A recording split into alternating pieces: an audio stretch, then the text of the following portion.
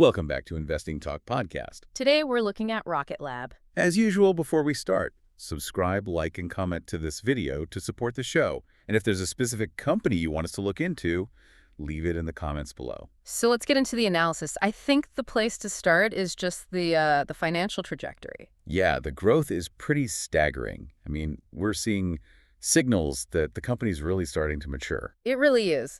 The annual revenue is on track to approach, what, $600 million for fiscal year 2025? That's a huge number, and the quarterly figures really back that up. They do. In Q3 2025, revenue was $155 million. That's up 48% year over year.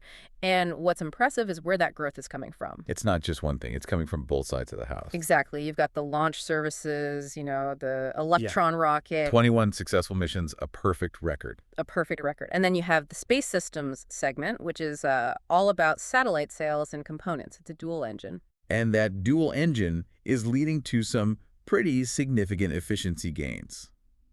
Let's talk about the margin expansion. Right, because for a long time, this was a company with, deeply negative margins. That's pretty typical for this kind of high investment business. But that's changing fast. Very fast. Gross margins jumped to 34% in Q3. 44%. How?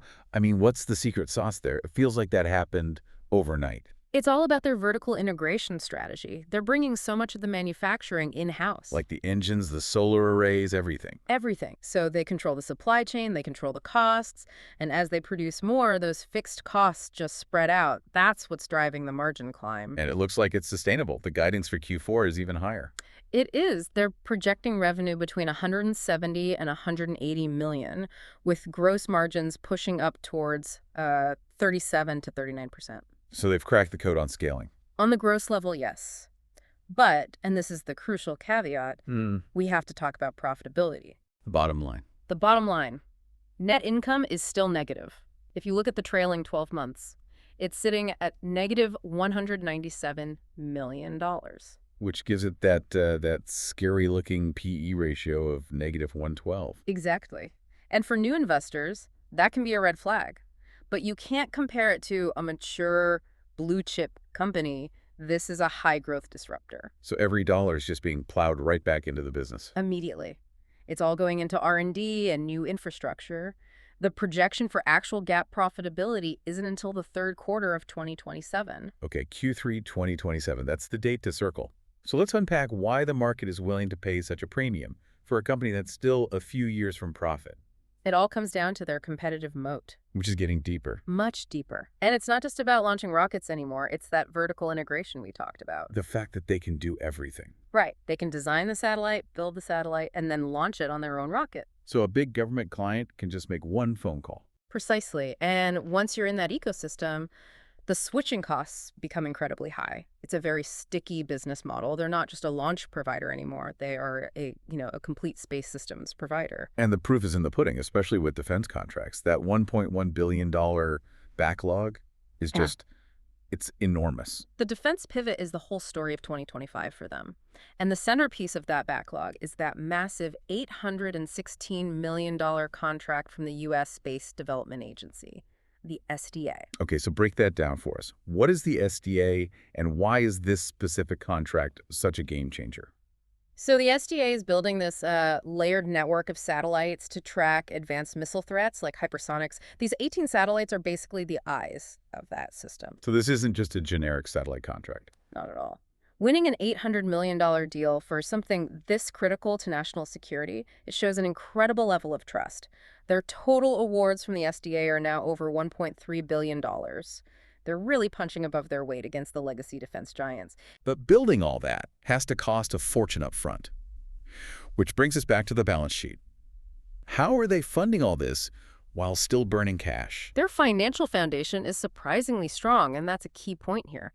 They have over $1 billion in total liquidity. $1 billion. Wow. Yeah, ready for R&D or acquisitions. And even better, they're in a net cash position of $190 million. They have more cash than debt. So if they're so healthy, why did they announce that $750 million stock offering? That kind of news can make investors nervous. It's a fair question, but look, They're basically taking advantage of the high stock price and institutional interest to fund their growth without taking on expensive debt. The company made it clear the dilution risk is really minimal, only about 3.3%. Okay, so it's a strategic move. But what about the free cash flow? That's still negative, pretty deeply negative. It is somewhere between negative 116 million and negative 220 million over the last year. But you have to see where that money is going. It's not an operational failure. No, it's intentional. It's all being reinvested. It's funding the R&D for the Neutron rocket and expanding the factories to build all those satellites for the defense backlog. So the cash burn is actually a sign of future growth. Exactly. And that strong balance sheet gives them a huge advantage. At their current burn rate, they have something like 8 years of operational runway. 8 years. Wow. In the space industry, that's an eternity. It is. It means they can focus purely on execution without worrying about the next funding round, which is a luxury their competitors just don't have. That sets up the next topic perfectly. The biggest factor in this whole thing.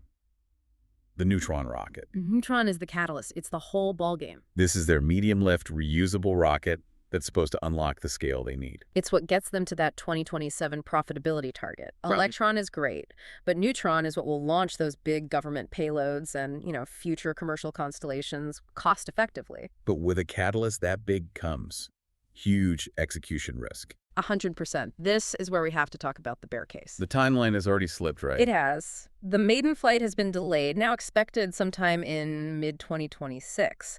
This delay risk is, I think, the #1 concern for investors. And if it slips again? If it slips again, especially if it pushes past 2027, the market will punish the stock, no question, because that profitability date is everything. So it's a classic high-risk, high-reward situation.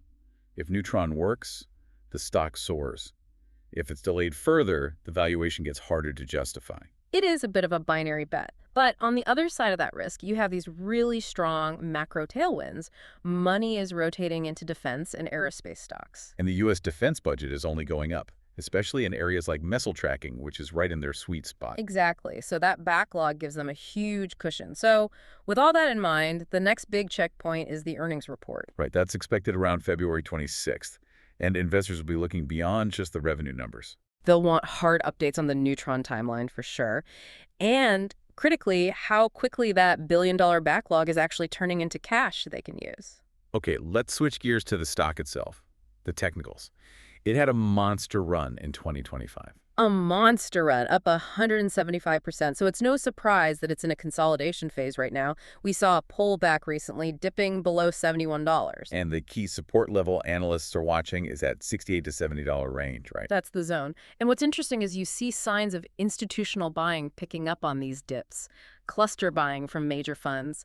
It suggests they see this as an opportunity. That institutional confidence is a big deal because it's helping to offset a major headwind. You mean the insider selling? Yeah, the insider activity. Yeah. We've seen significant sales from the CEO, Peter Beck, and the COO. We have over 1.5 million shares from the CEO alone. And look, that always creates short-term pressure. It makes people ask questions. Is management losing confidence? Or is it just, scheduled selling for taxes and diversification? It's usually the latter, especially after a huge run-up. But you can't deny that it spooks some investors in the short term, even if the big institutions are still buying in. So when you weigh everything, the amazing growth, the defense contracts, the Neutron risk, the insider selling, what's the overall market sentiment right now? It is overwhelmingly bullish. And that bullishness is almost entirely driven by their success in the defense sector. That billion-dollar backlog provides a foundation of stability that almost no other space startup has. But that bullishness comes with a pretty steep price tag. The valuation is aggressive. It is. It's trading at around 48 times forward revenue. So why would an investor pay 48x for a company that isn't profitable yet? What's the justification? You're paying for the optionality. You're betting that they are one of the very few companies that can actually compete with the aerospace giants. The bet is that Neutron flies, that margins keep expanding, and that they successfully convert that backlog into massive profits by 2027. It's clear that Rocket Lab is no longer just a launch company. It's a vertically integrated defense system provider. The question now for investors is whether the $1.1 billion backlog and the Neutron rocket can outrun the current high valuation and near-term execution risks. That's all the time we have for today. Thank you for tuning in to our analysis. If you found this discussion helpful, be sure to subscribe to the podcast so you don't miss our next analysis.